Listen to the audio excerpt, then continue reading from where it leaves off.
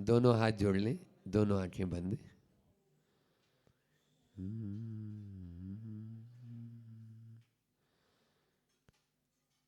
मंगलमय मंगल चरण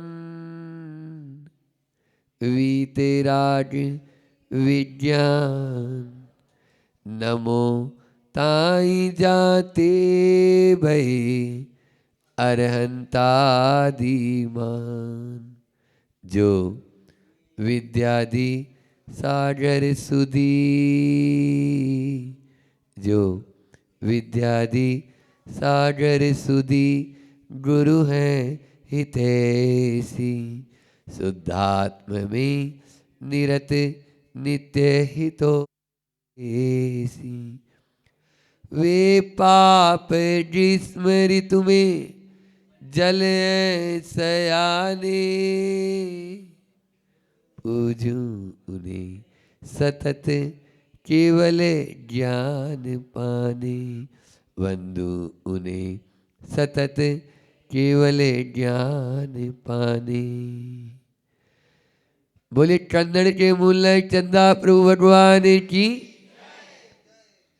परम उपकारी संत शिरोमणि आचार्य गुरु और विद्यासागर जी महामुनिराज की स्वयंभू स्त्रोत के रचयिता आचार्य समंत भद्र स्वामी महाराज की पूज्य मुनि श्री 108 दुर्लभ सागर जी महाराज की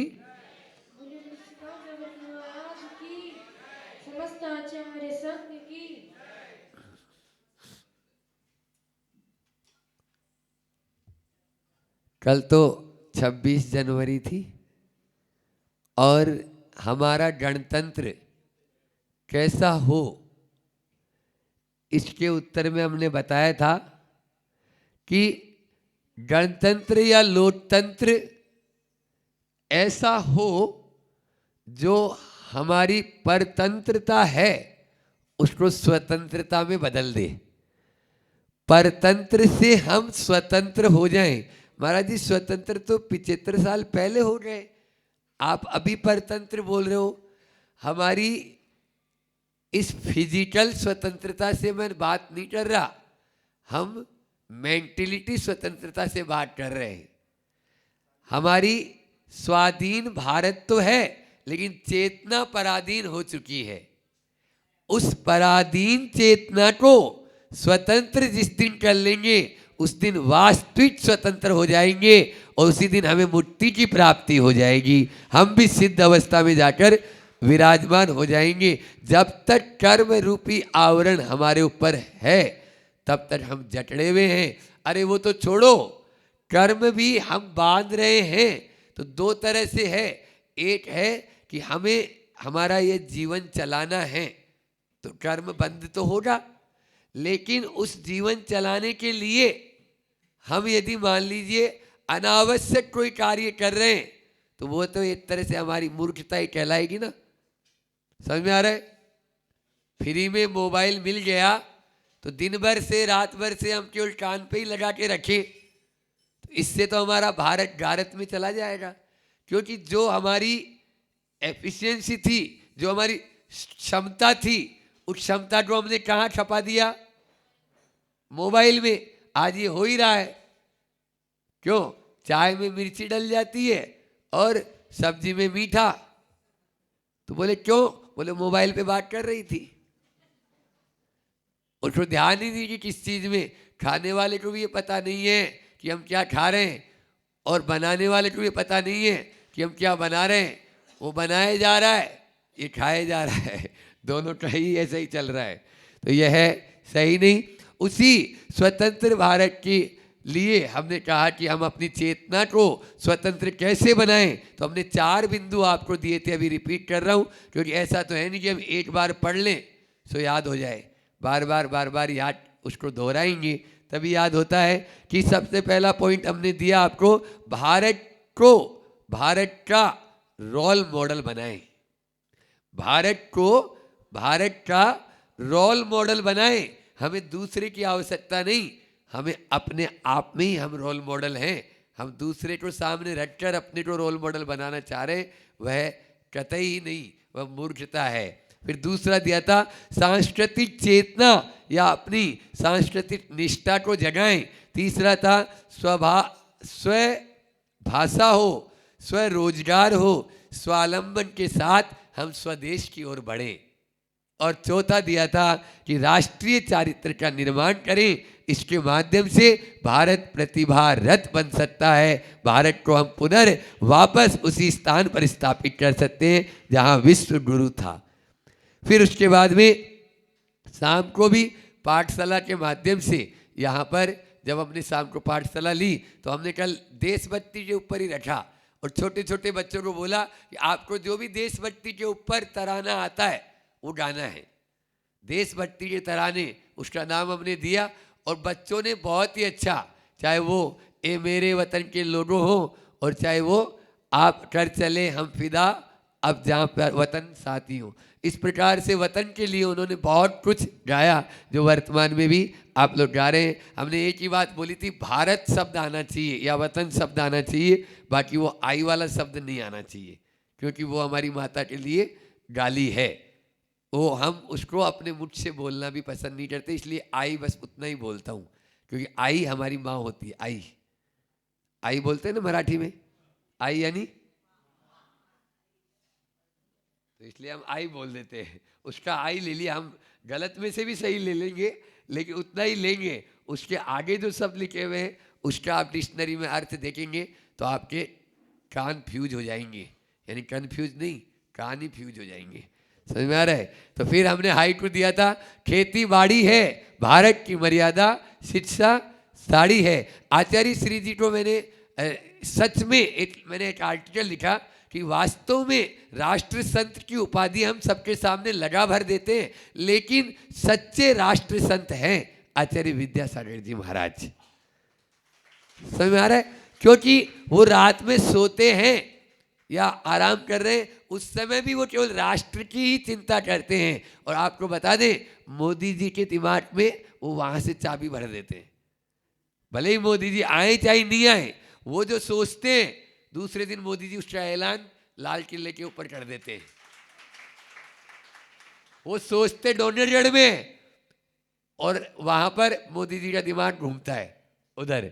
ये होता है, कई बार देखा। एक बार की बात बताता हूँ, संस्मरण याद आ गया तो सुनाता हूँ आपको कि आचार्य श्री जी ने हम लोग थे उस समय कोनी जी के पहले तेंदुखेड़ा एक गांव था, वहां पर हम लोगों को आचार्य श्री जी ने सवेरे सवेरे एक चिंतन बताया कि देखो, अगर भारत की नदियों को आपस में जोड़ दिया जाए तो जल की जो समस्या आ रही है, या कहीं पर बाढ़ हो जाती है, कहीं पे बिल्कुल सूखा हो जाता है, तो ये दूर हो जाएगा। तो जल को प्रबंधन करना चाहिए। आज राजस्थान में रेगिस्तान में सूखा है, जोधपुर बाड़मेर में 300 400 500 फीट से पानी लेना होता है, और एक तरफ आपके केरल है या इधर इस तरफ अपन आसाम साइड में जाएं तो वहाँ पर थोड़ा सा पानी गिरते ही गांव के गांव डूब जाते हैं। तो क्यों न इन सारी नदियों को, राजस्थान में भी नदियाँ तो थी है, तो उन नदियों के साथ में इनका संबंध कर दिया जाए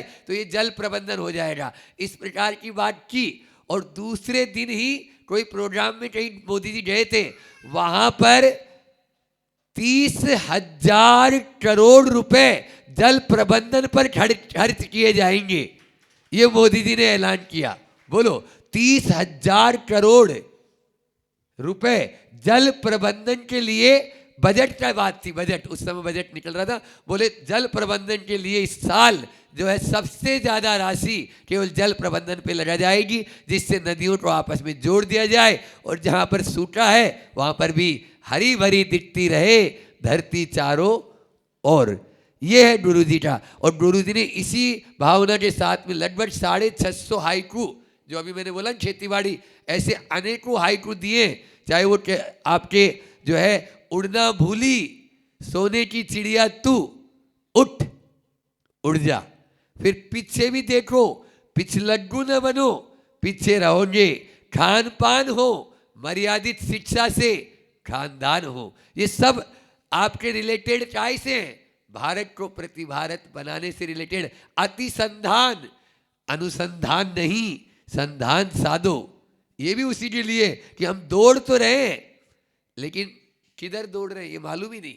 अति संधान हो रहा है, संधान तो है, ऐसा नहीं आप संधान नहीं कर रहे, खोज तो कर रहे हैं, लेकिन किस और, जिसकी खोज करना चाहिए था उसी को भूल चुके हैं। समझ में आ रहा है? यहां पर आइंस्टीन था, मरणासन था, तो आइंस्टीन से उसके जो शिष्य मंडली थी, अति से सुन रहा है, हाँ, तो उस शिष्य मंडली ने पूछा, सर आपने अपने जीवन में बहुत खोजें की, क्या कोई खोज अधूरी रह गई? क्योंकि मैं जो है ना आपका प्रिय शिष्य हूं, वो खोज मैं करके बताऊंगा, आप मेरे गुरु हैं, तो इसलिए अब आपका तो मान लीजिए अवसान हो रहा है, लेकिन आपकी उस भावना को मैं पूर्ण करूंगा। तब उसने कहा, बेटा मेरा खोज अभी अधूरी है। हाँ हाँ बताओ ना, वही तो मैं आपसे पूछ रहा हूं, खोज आपकी अधूरी है तो? बोले हाँ, उस खोज के बिना मेरी ये सारी खोजें ही अधूरी है, उस खोज के बिना मेरी ये सारी खोजें अधूरी है जो आज तक मैंने इतनी खोजें की हैं।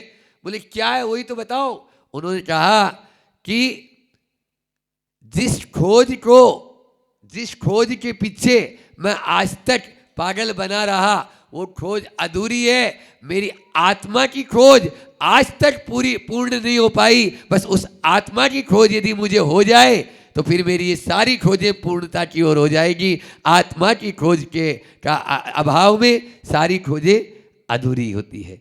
ये समझ में आ रहा है? आज बच्चों को आप लोगों को पढ़ाया तो जाता है, लेकिन वो पढ़ाया जाता है जो कभी काम भी नहीं आना। समझ में आ रहा है? प्रैक्टिकल क्या करते हैं आप देख लीजिए। ये आज शिक्षा का अमूल्यन। इसी प्रकार से मत दिलाओ विश्वास, लौट आता व्यवहार से। आचार्य श्री जी का ये भी एक हाइकू है, आप लोग तो खेती बाड़ी वाले यहाँ बैठे हुए, गोबर डालो, आचार्य श्री जी ने हाइकू बनाया, गोबर डालो मिट्टी से सोना पालो, यूरिया राख,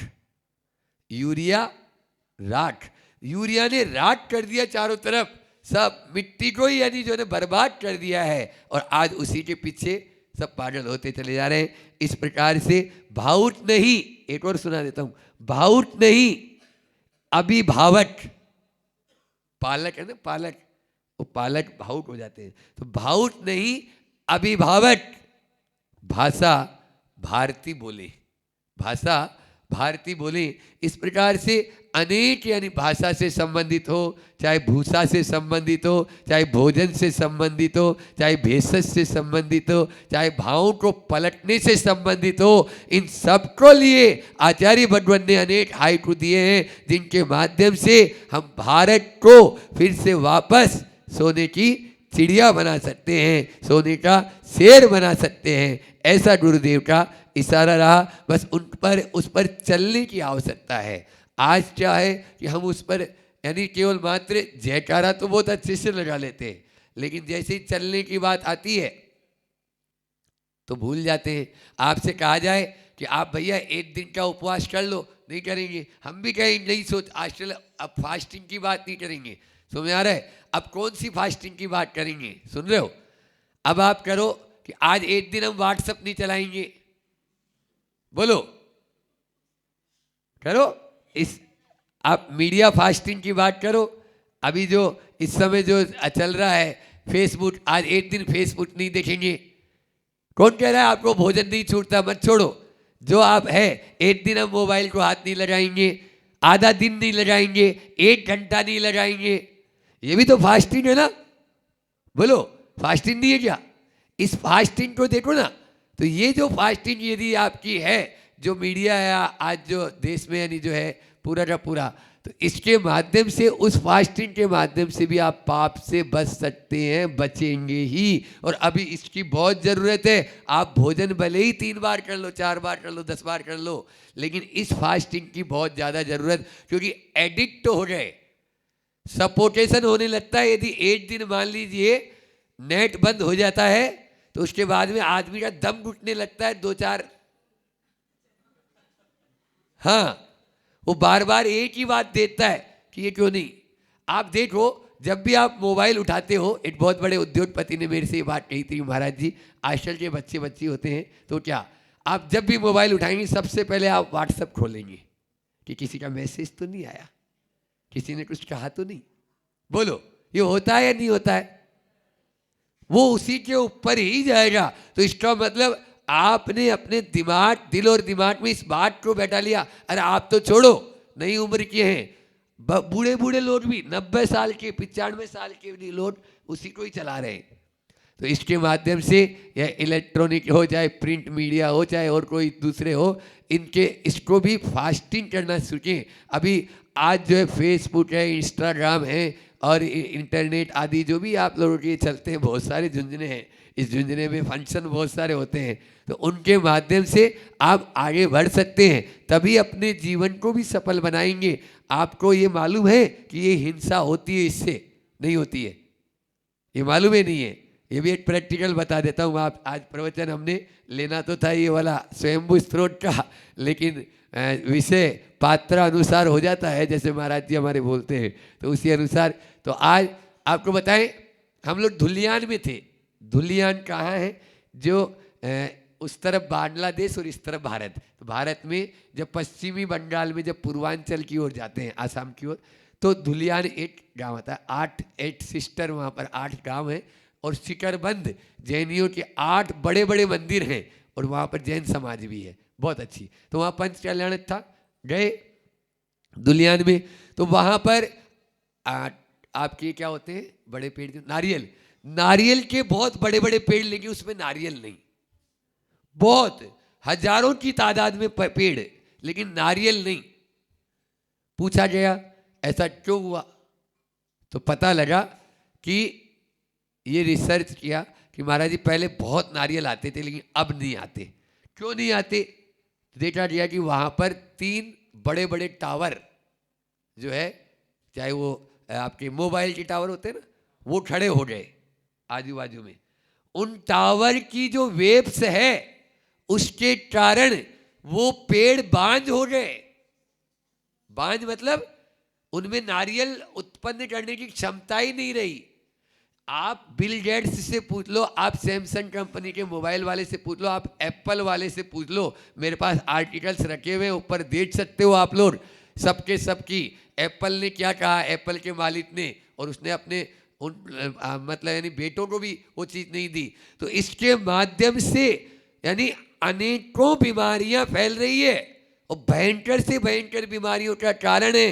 तो एक तो स्वास्थ्य के लिए भी हानिकारक हो गया, दूसरा धर्म के लिए भी हानिकारक, कि आप अभी अपने यहाँ बैठे हुए हैं, तो इस पूरे के पूरे मतलब यानी जो है परिसर में उसकी वेव्स यदि आएगी, तो जितनी दूर वो वेव्स जाएगी उतने जीवों का घात होगा, उतने जीव मरेंगे।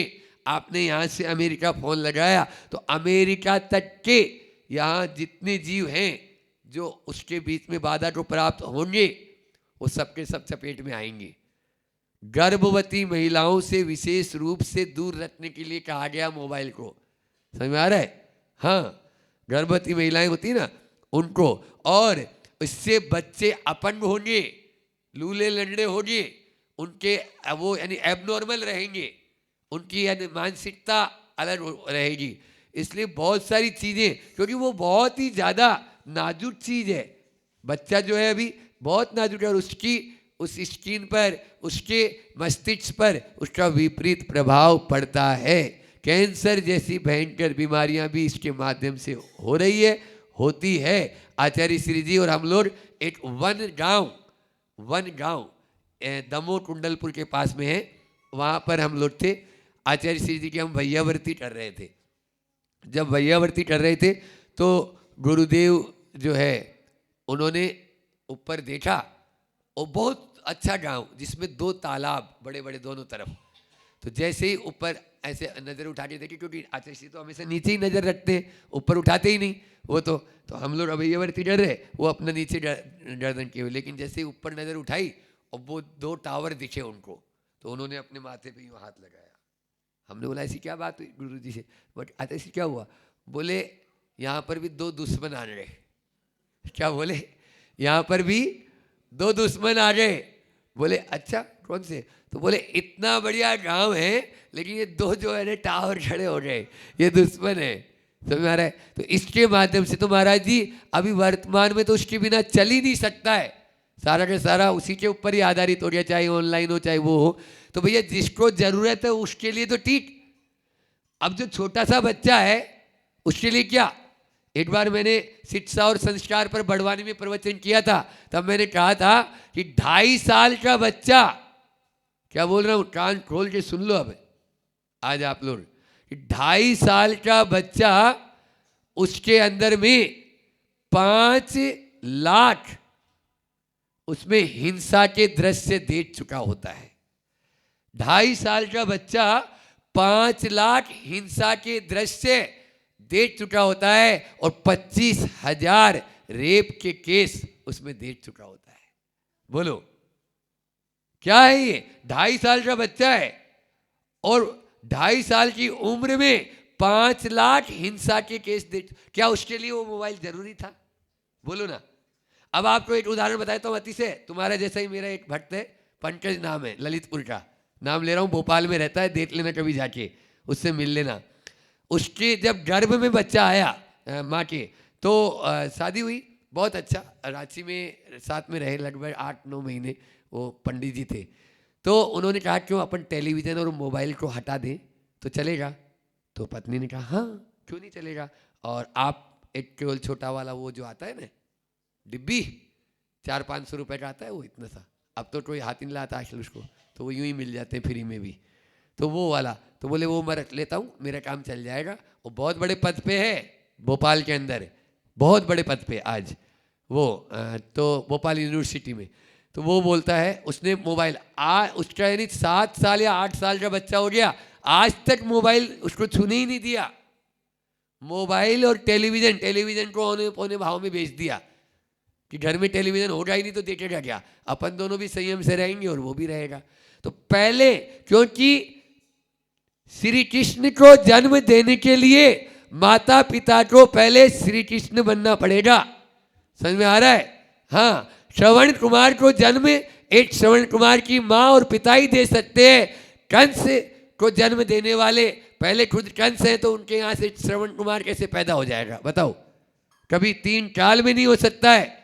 इसलिए पहले उनको श्रवण कुमार बनना पड़ेगा, जब उसके घर में श्रवण कुमार आ सकता है। और पहले यदि आप ही ऐसे हो जाएंगे तो आने वाली पीढ़ी क्या कैसे कर पाएंगे?